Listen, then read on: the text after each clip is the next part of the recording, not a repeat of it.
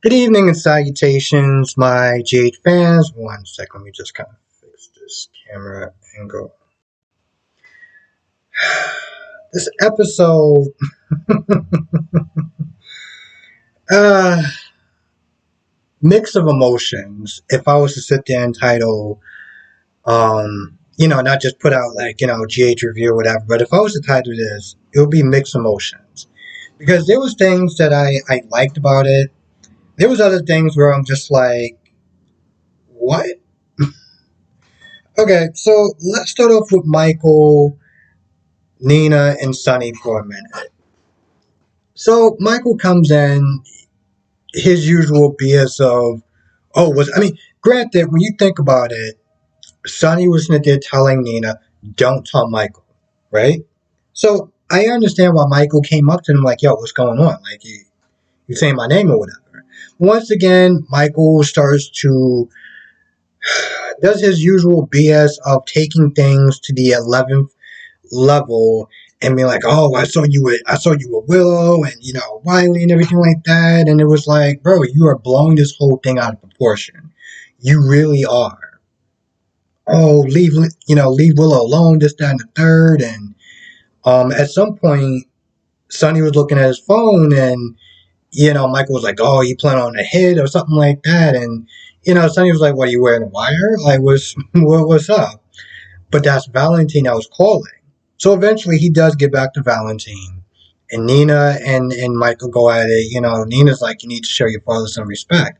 Time and time again, he reaches out to you, and all you do is spit in his face. They go back and forth a little bit. Nina gets so heated that she's like, now wonder why Willow turned to another man. And the way she was like, when she caught herself afterwards, it was almost like, bro, I could have swore you did that on purpose just because he pissed you off. Which, don't get me wrong, I understand the impulse to really go at Michael. I really do. And it's very rare. It is very rare where I'll sit there and side with Nina. But I understand that anger to a point of, you know what, I'm just going to sit there and say something that I know is going to insult him. But Sonny overhears, and Michael's like, oh, you're lying, this, that, and the third. And Sonny backs her up. So now they're going back at it, back and forth, and everything. And eventually, Michael does leave because, he wants to go be there for Willow. So at this point with Willow, you know, Terry says, stage four, whatever, things is getting kind of bad, kind of bleak. But she does sit there and tell Willow, and this is this is interesting because I saw this in Candace Mack's Twitter post where Terry's like, listen, we'll start you on chemo, and the best, you know, um, one of the ways that is really good to beat this is a bone marrow transplant. And I'm just like, here comes Nina. I mean, listen, I know it's a soap opera, and I know, with medicine and chemo and cancer and stuff like that, it works at a different level for different people. I understand something. When you hear stage four of anything, it's like that's literally the final destination. I said a couple of times in my streams, I was like in my live streams, oh, people were sitting there talking about TJ and Willow gonna hook up and everything like that. I was like, did everyone forget that Terry said stage four? But, this whole bone marrow transplant or whatever, she may sit there and live to tell her, live another day, whatever. Now, for me, some of the mixed emotions was Willow crying. Because on one hand, it is a very, very, very emotional thing. Okay? Especially bringing up cancer and, if it didn't affect you, it affects someone that you knew in some sort of way. You were direct, how do I sit there and put this? it affected you in some sort of way, either directly or indirectly. So it's a very emotional thing. And seeing Willow cry about it and everything like that, part of me felt it, okay? Part of me felt it. The problem is that, and here's what took me out of this whole scene. Willow's crying. It it was so it was so bad that it actually took me out of the scene. It really did. It reminded me when Oscar died and Cam started crying, and it was just like, this is taking me out the scene. Because if it was done in a better way, you can feel it, you know, especially given at the time Cam's and Oscar relationship, you can feel it. But that scene with Oscar, with Cam crying, it took me out of it. And it's one of those things where it's like, I don't know what to make of it. Because part of me, I can sit there and be like, well, his crying wasn't good because maybe his acting wasn't good, you know? And people could sit there and say what they said before when I talked about Finn's acting. Well, you don't sit there and act. You don't know what it's like. Da, da, da, da, da, da. That's true. At the end of the day, I know what I like, and I know what I don't like. I know what works for me personally, and I know what doesn't work for me. So watching Willow in that scene was just, it was really bad. It was really bad. It took me out of the scene. Um, Now eventually Michael does get there, and he sees both of them, like, you know, kind of like stop from embracing each other, and he's just like, what did I just walk in on? So at some point, Willow is finally going to sit there and tell Michael the truth.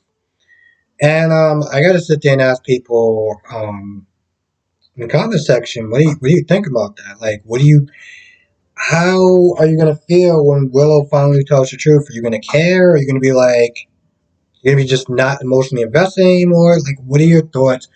What are your feelings? Because personally, I'm just like,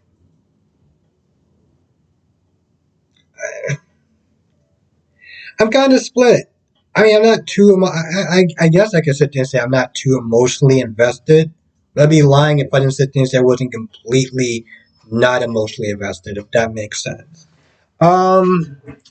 So Finn comes to see Liz, and finally, after 30 something minutes into the show, after this meandering, this back and forth crap, Liz finally tells the truth and tells Finn that the woman that she accidentally pushed or knocked down the stairs was his wife.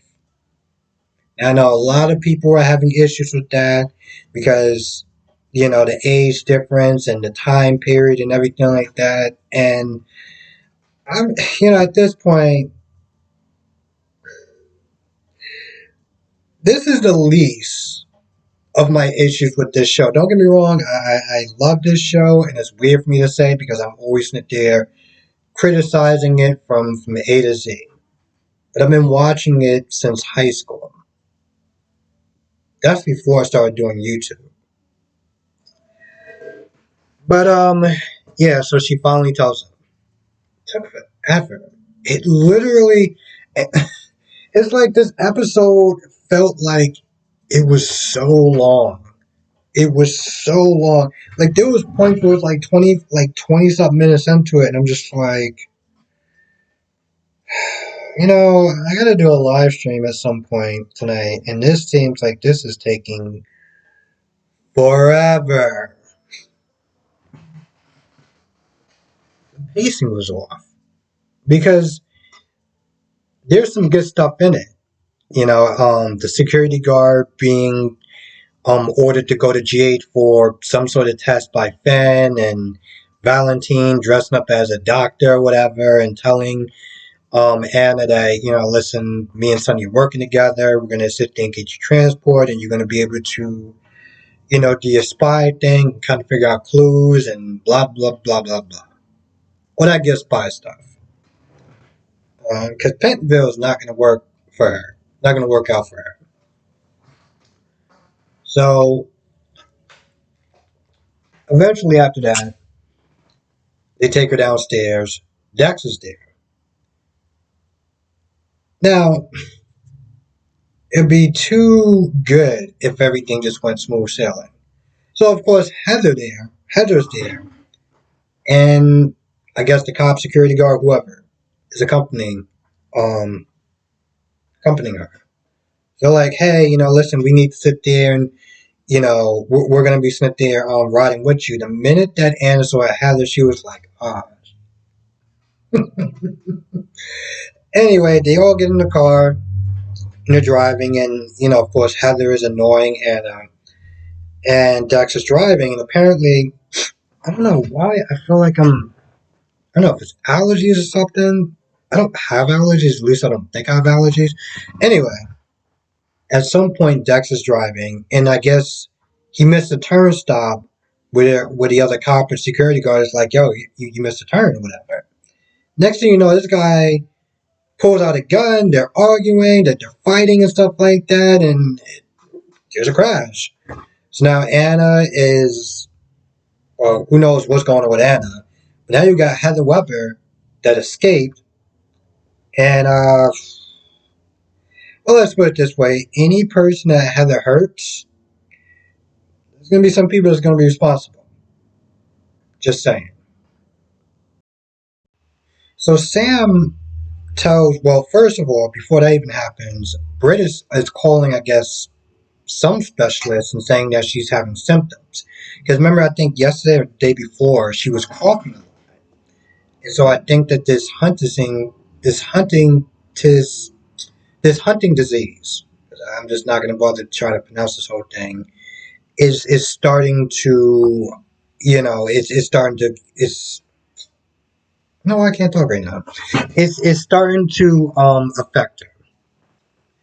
And so at some point, Sam comes in there. She tells Britt about the necklace and about how it was Leopold's.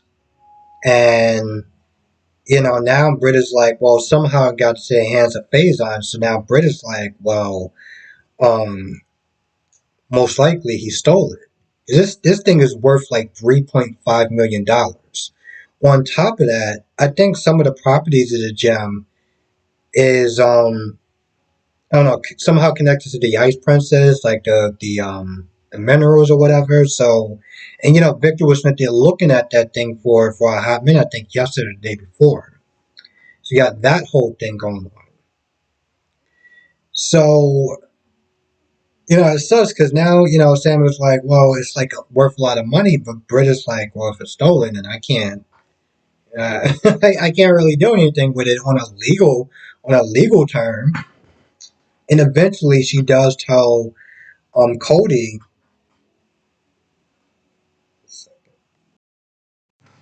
She does tell Cody that there's a good chance that necklace, he may have more of a right to it than she does.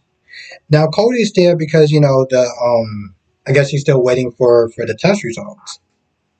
But they're a little bit backed up. I forgot her name. Something with a D. I seriously can't remember. This is what happens when you don't give these people actual like storylines. You just have them there just to be there. The Shyla or something. I can't. Deanna.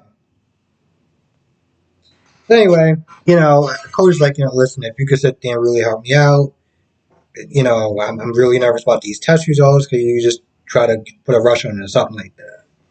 Meanwhile, Cody and Mac are sitting there trying. Well, Mac is sitting there trying to connect with Cody. So he starts talking about like the outdoors and the trails and the mountains and stuff like that, and they're kind of vibing for a little bit. But at some point, he cuts it short, and he talks to Britt, and that's when Britt tells him about the necklace. Felicia's there. She doesn't really do too much of anything. She talks to Valentine. They don't really talk about anything that's like too specific. It's just more about Anna and Sonny working together, and Sonny working with Valentine, and I'm just like, wow.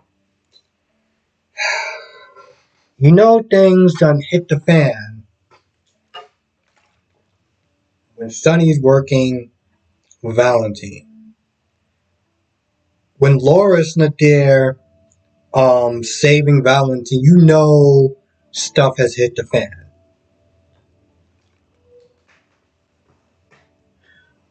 Esme. This chick actually Rapunzeled her way down from wherever she was to. I'm sitting there thinking that, okay, she's gonna somehow. I don't. Okay, so anyway, she Rapunzeled her way downstairs, and she's just about to leave because when Nicholas finished talking to Laura and Victor and everything like that, he went to go check on Esme. And he saw like the bed sheets and everything like that. So now she's clear. She could just leave and that could be about it. But she's like, no, I'm not gonna let him get away with it. I'm like, Esme, what are you gonna do? Like, what are you gonna do at this point? I'm very curious about that because now it's like, all right, you got out, you're clear. I don't really understand how that worked. I mean, how the physics work, how much you weigh, but whatever. It's soap opera. Someone's just gonna let things slide. She MacGyvered her way out of that situation, and now you're just like, no, I'm gonna sit there and get revenge. Okay, Esme. Let's see how that goes. And Laura comes back, talking to Victor, talking about Charlotte, being back with her and everything. You can tell it's like this double talk that she's having with Victor. And eventually, Victor leaves, talks to Sonny. They cross paths for a little bit. And Nick tells Nicholas, and I got to sit there and think, Nicholas, and we know what I'm talking about, YNR and everything. But anyway, he tells Laura about Ava and how he cheated on her. Um, he gives her like these half truths. He's not really telling her about the big things as far as what Victor is holding over his head, how Victor's they're trying to break those two up and everything like that. No. But also, Laura tells Nicholas about Charlotte and what Victor was doing and holding her hostage as a bargaining chip and everything. Which, again, I don't think anything was going to happen from it, but I digress. So they have a meeting in the mines for a little bit, and then they leave. Now I'm not gonna lie, I don't remember them being on good. I don't remember Laura and Nicholas being on good terms before she left. I really don't. I don't get that. So I don't understand how they're hugging, and Nick was like, "Oh, poor Charles wasn't the same without you." This, that, and third. And I'm like, I don't remember them being on such good terms. Where is that hook killer at? Like this woman has been on vacation for a hot minute. Like, can you come back and you do something? Like, a little more suspense. But don't get me wrong, today was kind of suspenseful with Heather and Anna and Dex and everything like that. But like you just took some vacation time. Like what are you doing? Anyway, I think that's pretty much about it. So with that being said, I'm gonna go. I want to thank you for watching. Be safe, and I will see you in the next video.